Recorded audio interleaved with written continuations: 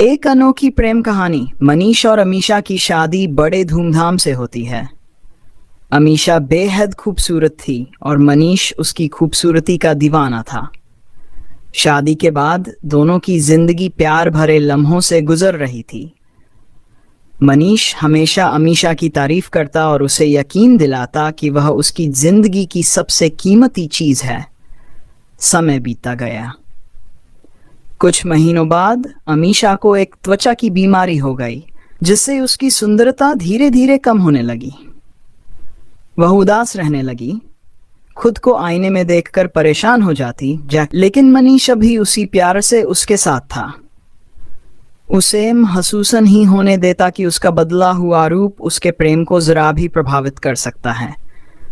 एक दिन मनीष का काम से लौटते समय एक्सीडेंट हो गया। उस हादसे में उसने अपनी आंखों की रोशनी हमेशा के लिए खो दी। अब वह अंधा हो गया था। इसके बावजूद दोनों का रिश्ता पहले जैसा ही मजबूत बना रहा। मनीष ने कभी महसूस नहीं किया कि अमीषा की खूबसूरती बदल चुकी है।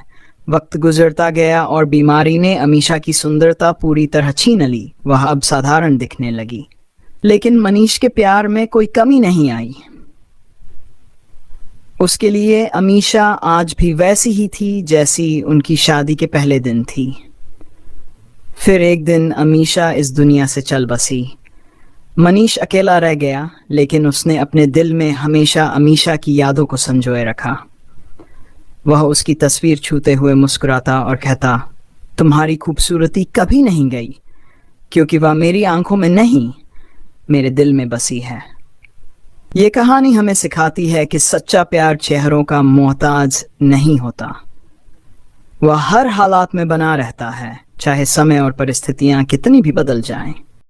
मनीष ने अपनी पत्नी अमीषा के अंतिम संस्कार की सारी विधियां पूरी कीं।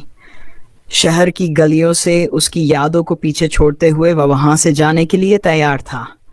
जैसे ही वह चलने लगा, एक आदमी ने पीछे से पुकारा, अरे मनीष, अब तुम बिना सहारे के कैसे चल पाओगे?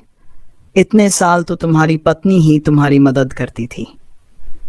मनीष ने शांत स्वर में जवाब दिया, दोस्त, मैं अंधा नहीं हूं, मैंने बस अंधा होने का नाटक किया था।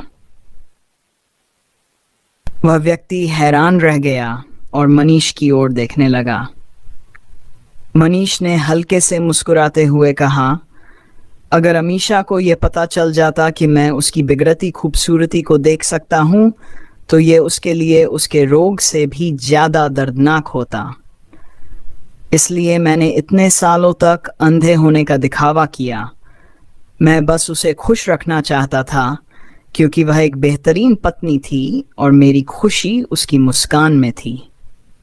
मनीष ने एक गहरी सांस ली और आगे कहा, जिंदगी में खुश रहने के लिए हमें भी कभी कभी एक दूसरे की कमियों के प्रति आंखें बंद कर लेनी चाहिए।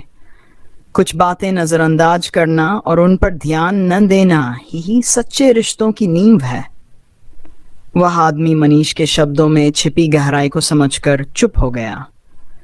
मनीष अपनी मंजिल की ओर बढ़ता रहा, अपनी पत्नी की यादों को दिल में बसाए, बिना किसी शिकवे